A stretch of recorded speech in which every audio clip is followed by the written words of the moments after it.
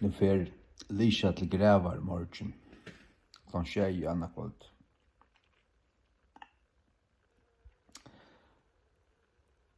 Hon kom her i februar månad, har blivit borgerliga gift. Det passar så snart. Så hon hörde till en större menighet i USA, så vi avtalade av det att vi blev först borgerliga gift och så gift i kyrkan här som hon gick. Så vi blev först gift borgerliga här i februar, så kyrkliga i maj.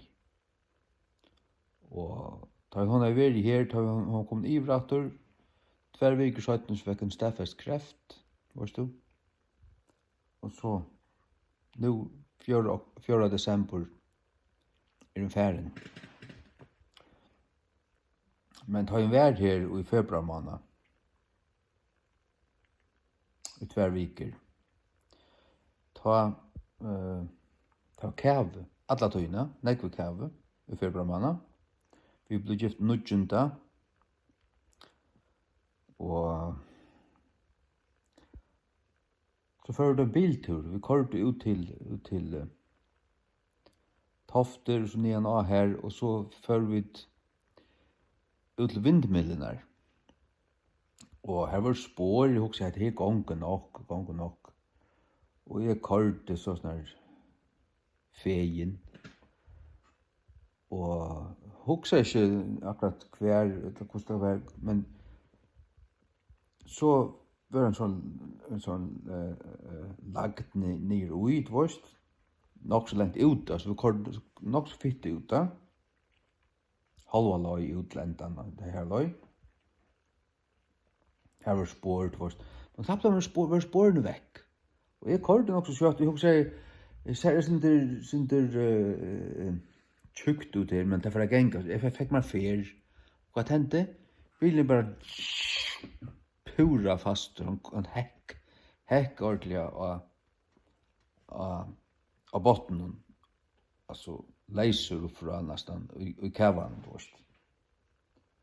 Og kvært, ungen kom her, eller nekka, men hon bøyna veien, nu bia vi, sier hun.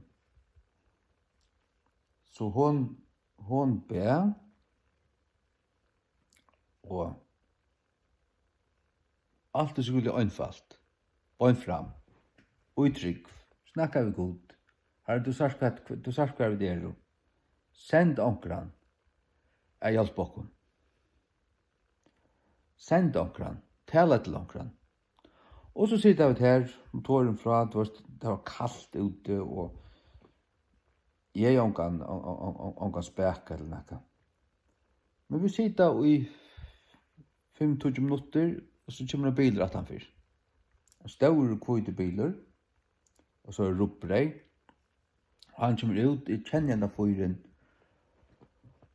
Og han spør nå, det først har bruk for hjelp. Ja, vi tar bruk for hjelp, ja. Ja, han har speka, og han har krauk,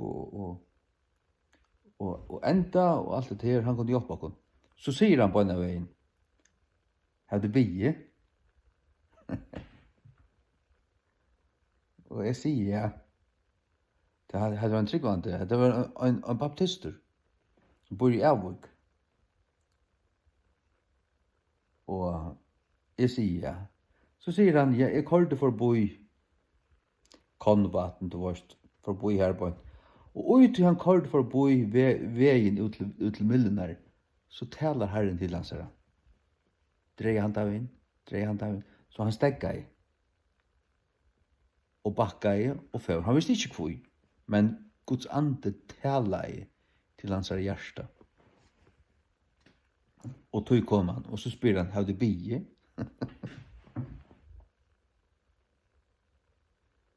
Det var stort å være det. Det snakker vi ofte om.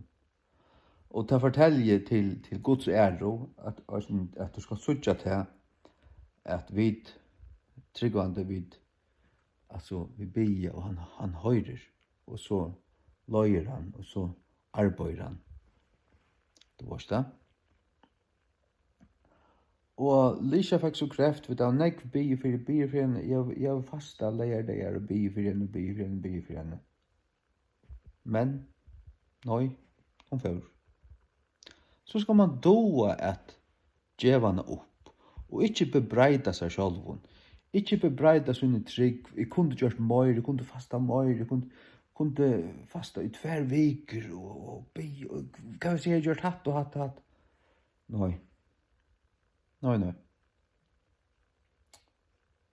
Herren gav, og Herren tog, Herrens navn vil lova. Man do at østene avklara ting, og ikkje være hengande, ikkje bera bagasje på annan måte. Avklara det bare. Har det biðið? Ja. Så sier han, ja. God sier vi med, dreie handa vi. Stuttelt det. Så han fikk hjelpt okken her. Til Guds ære. Amen.